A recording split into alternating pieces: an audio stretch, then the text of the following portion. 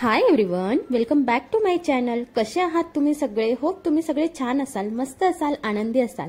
तर आता चालू आहे मान्सून सीझन आणि मान्सून म्हटलं की आपल्या अख्ख्या महाराष्ट्रामध्ये हिरवळ दाटलेली असते.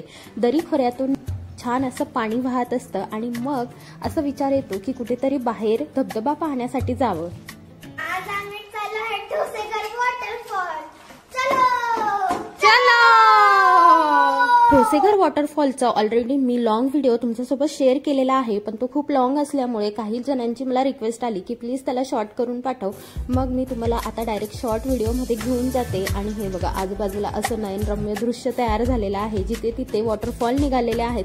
आणि आम्ही निघालो आहोत कराडपासून, आणि कराडपासून साधारण 70 किलोमीटर दूर असणार आहे. आणि आजूबाजूला जो आपल्याला पवनचक्कीचा प्रोजेक्ट दिसतोय त्याला चाळकेवाडी पवनचक्क्या म्हणतात. आणि इथे जो पावसाची जोरदार सुरुवात झालेली आहे, म्हणजेच आपण ठोसेघर वॉटरफॉलला येऊन पोहोचलेलो आहोत. डेस्टिनेशनवर पोहोचले ठोसेघर गावात. इथे आल्यानंतर तुम्हाला फ्री पार्किंग अवेलेबल होते आणि तसंच इथे जाण्यासाठी एंट्री फी आहे 50 रुपये. आणि इथे तुम्हाला कसं जायचं, काय करायचं हे सगळं या नकाशामध्ये दिलेलं आहे. ठोसेघर वॉटरफॉलमध्ये आपल्याला दोन महत्त्वाचे धबधबे पाहायला भेटणार आहे, एक छोटा वॉटरफॉल आणि एक मोठा वॉटरफॉल. आता आपण जाणार आहोत मोठ्या वॉटरफॉलकडे, जिथे एक मोठा वॉटरफॉल आहे. साईडला उजवीकडे 3 छोटे असे वॉटरफॉल निघालेले आहेत.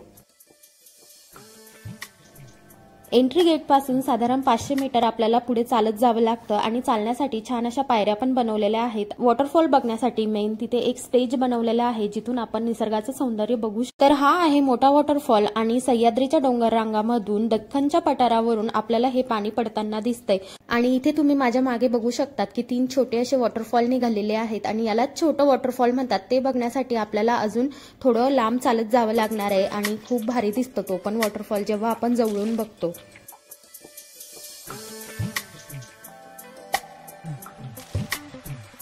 आणि जर तुम्ही माझ्या व्हिडिओपर्यंत पोहोचलाच असाल तर मी तुम्हाला एक टिप देते की तुम्ही जेव्हा इथे याल, व्हिजिट कराल, तर आपल्यासोबत रेनकोट नेहमी घेऊन या. कारण की इथे पावसाचा काही नेम नसतो, कधीही पाऊस येऊ शकतो. आणि तुम्ही इथे बघू शकतात की मी जेव्हा व्हिडिओ शूट करते कधी पाऊस येतो तर मध्येच पाऊस चालला जातोय. आणि इथे छत्रीचा काही उपयोग होत नाही, कारण हवा खूप सुटलेली असते. तर इथून आम्ही चाललो आहोत छोट्या वॉटरफॉलकडे. आणि छोट्या वॉटरफॉलकडे जात असताना आहे ना आपल्याला असा ब्रिज लागतो आणि त्या ब्रिजच्या खालून सुद्धा छान असं पाणी खळखळ वाहत असतं आणि तो पण नजारा खूप सुंदर आहे. आणि आता इथून आपल्याला जायचं आहे छोट्या वॉटरफॉलकडे. आणि छोट्या वॉटरफॉलकडे जाताना आहे ना आपल्याला जास्तीत जास्त जांभळाची झाडं बघायला मिळतात. इथे तुम्हाला माझ्या मागे जो बोर्ड दिसतोय ती एक धोक्याची सूचना आहे. इतके सारे लोक आहेत जे मृत्युमुखी पडलेले आहेत, ज्यांनी रेलिंग ओलांडून तिकडे जाण्याचा प्रयत्न केला, त्यामुळे बाहेर कोणीही जाऊ नये. आणि इकडे रिदिशा म्हणते की वाव, किती छान, मोठ्या धबधब्यापेक्षा आहे ना छोटा धबधबाच भारी वाटतोय, कारण तो इतक्या जवळून आपल्याला पाहायला मिळतोय.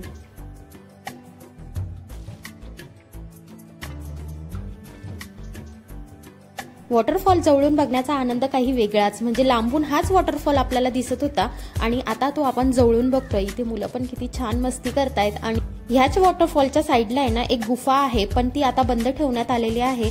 मे बी पाऊस जास्त झाला आणि त्यामुळे दगड वगैरे पडण्याची शक्यता असते, म्हणून ती गुफा बंद ठेवण्यात आली आहे. पण इथे गुफा सुद्धा आहे. छोटा वॉटरफॉल बघून जेव्हा आपण बाहेर पडतो तेव्हा आपल्याला हे पाणी, म्हणजे ह्या धबधब्याचं पाणी कुठून येतंय, म्हणजे जे डेक्कनचं पठार आहे ना ते बघायला भेटतं. हे बघा, तेच पठार आहे हे.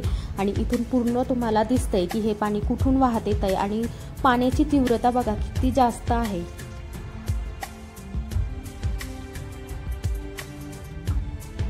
आणि हाच तो छोटा वॉटरफॉल आहे जो आता जस्ट आपण बघितला. म्हणजे आपण तिथे खाली होतो बघा, तिथे लोक दिसत आहेत, तिथून आपण हा वॉटरफॉल बघत होतो. पण इथे वर आल्यानंतर हा वॉटरफॉल कुठून तयार झालेला आहे, कुठून पाणी येत आहे, हे सगळं आपल्याला इथून दिसतं. आणि आता आम्ही निघालो आहोत घराकडे. आणि घराकडे जात असताना असं मस्त छान असं स्नॅक्स सेंटर पण आहे. मस्त बुट्ट्यावर ताव मारला आणि आता आम्ही चाललो आहोत घरी. भेटूया नेक्स्ट व्हिडिओमध्ये. तोपर्यंत बाय. माझ्या अशाच नवनवीन व्हिडिओसाठी माझ्या चॅनलला सबस्क्राईब करा. थँक्यू.